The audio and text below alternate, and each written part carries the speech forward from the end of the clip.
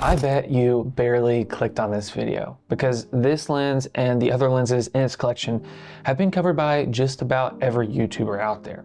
And honestly, I think it's the worst part of these lenses. The insane amount of coverage that the Nightwalker collection has gotten basically means that the truth about this lens has been clouded. But the reality is it's a really unique and high quality lens. While it does have some flaws and disadvantages, it also has some real benefits. But I think it's been overhyped by the YouTube review machine to a point that no one really cares about these lenses anymore.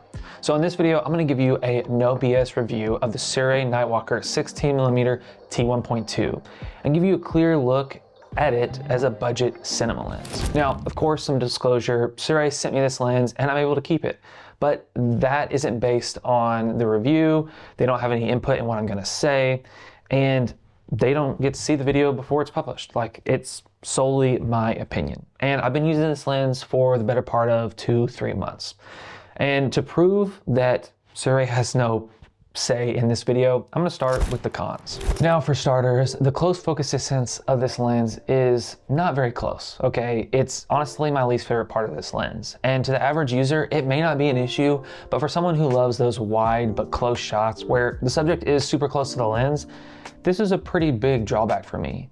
While using this lens, I constantly ran into finding myself like trying to get closer to the subject, but running into that focus distance issue, and I couldn't get as close as I wanted.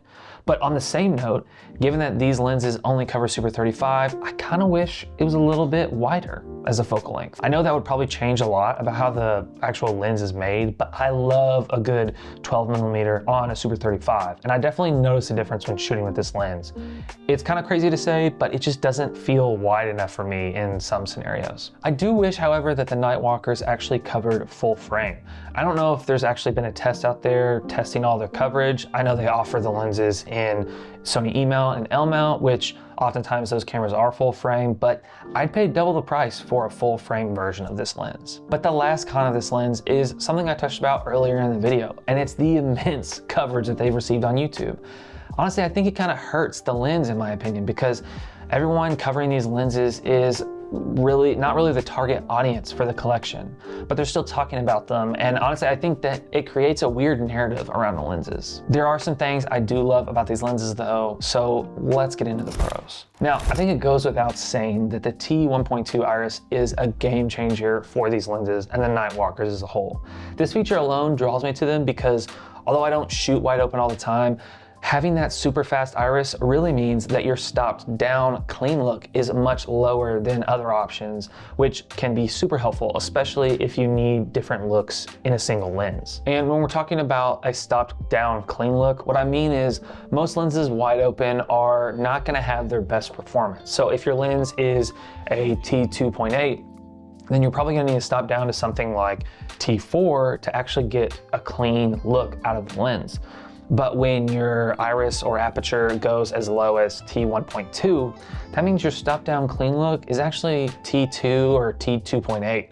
So you are able to access that clean look much earlier in the aperture, and this allows you to not only get the clean look, but also let in a lot more light, at least a stop more of light than a lot of the other lenses out there.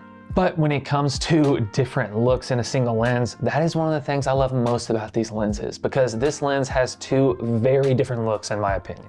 You got the wide open iris, which is a very clear change as you roll it open. It gets bloomy and soft, and honestly has a lot of the characteristics I look for in a vintage lens. But when you stop it down, you get a much cleaner look, and it's a very neutral look. And so that can be great for commercial work. Some people may see this as a con, but I love having the aspect of two different looks in a single lens so that I can have my clean look for commercial stuff, but I can also have a little bit of a vintage bloomy look. I also love that this 16mm has the T1.2 iris, because while I wish the lens could be a little bit wider, having that wide open T1.2 with a 16mm is pretty rare, and so it's a really cool combo. On top of that, the build quality and pricing can't be argued with, because it's just right down there with the best of the budget cinema lenses that are out there, and you get a really solid build quality for like $300, $350 a lens. It actually might be cheaper right now because they're currently running at the time of recording this video, their Black Friday sale. So be sure to check the links below if you're actually interested in buying these lenses. I'm not trying to sell you on them, but if you are interested in buying them, now is probably a really good time. But the last thing I want to do in this review is actually compare this lens to my favorite wide angle lens, which is the 7 Artisans 12mm T2.9 cine lens. And I've used this 7 Artisans lens for almost, I think, over a year. My friend Joshua Martin basically gave me a long-term borrowing thing on this lens. I don't know if he's ever gonna get it back though, because I freaking love this thing. When it comes to the 7 Artisans 12mm, it's obviously wider, which I love, but it has this super close focus distance where you can almost touch the subject to the lens, which is pretty insane for a 12mm. And it's technically cheaper, but obviously prices may vary depending on sales. But the point is, with the 7 Artisans, it is almost like a budget probe lens, although it doesn't have the long barrel, so you can't get it in places like you could the probe. It has that close focus distance, but the wide angle look. And I've been able to capture a lot of, I think, really high budget feeling shots because of that combo. And of course, with the Sirui, you're gonna get that T1.2 aperture, which will give you a more unique look when wide open. But unfortunately, you know, it's not gonna be as wide, and that focus distance is significantly further than with the 7 Artisans. So it really comes down to, I think, with the comparison of these two lenses, what you're looking for in a wide angle lens.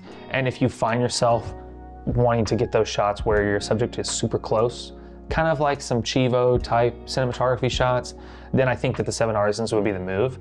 But if you don't really mind that and you actually just want to get a whole set of lenses that have a wide aperture, great build quality, then I think the Sirui would be more of the move. And another weird detail about the Sirui lenses is that they actually have a pretty small outer diameter when it comes to the filter mount.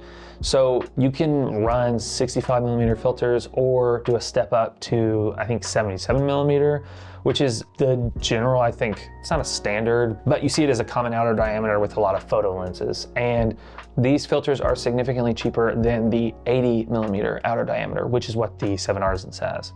So actually with the 7 Artisans, I put a step down ring and I run 77mm filters on the front of it. Sometimes that gives you a little bit of a vignette, but I don't really care. But I guess at the end of the day, the question is, who are these lenses for? And honestly, if you're looking to dip your toe into cinema lenses, I don't think there are many better options than the Nightwalkers. 7 Artisan lenses are really solid. The Hope Primes are pretty popular, but they don't have the 1.2 aperture. And I know a lot of you love that shallow depth of field.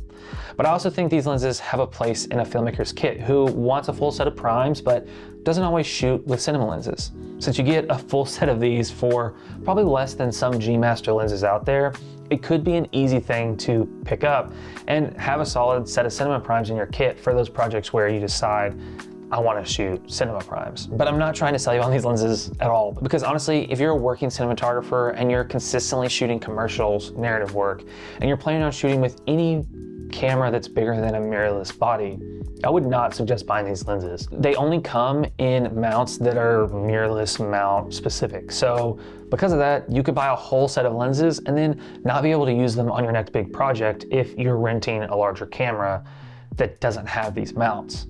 So in that vein, I would actually opt for something more PL specific that could be adapted to mirrorless cameras, but also be used with bigger cameras that only have a PL mount, like some of the Arri cameras and Red cameras. But at the end of the day, for me, I think I'm gonna pick the 7 Artisans lens over the Sirui 16mm lens. I don't know if I'd say the same for the rest of the lineup, because if Sirui offered a 12mm with a super close focus distance, it'd be a done deal for me. I love that T1.2 aperture. But I don't really know how hard it is to create that, because I don't know the process of building lenses. I can imagine it would be hard to keep it in this small form factor. But hopefully this has been a helpful review for you, because like I have seen so many reviews of these lenses, and my goal is just to help you make a better buying decision. So I'd love to know your thoughts in the comments about this review, because if you've been subbed for a while, you know that I don't really do that many gear reviews, but I'm trying to give my opinion on gear that I think is genuinely beneficial for the budget one-man band filmmaker. And you know, do a little balancing act between these practical knowledge videos and gear reviews. I just don't want to be a shopping YouTube channel that only just highlights gear. So I'd love to know what you think in the comments. And seriously, thank you so much for making it this far in the video. Let's get out there and make better films.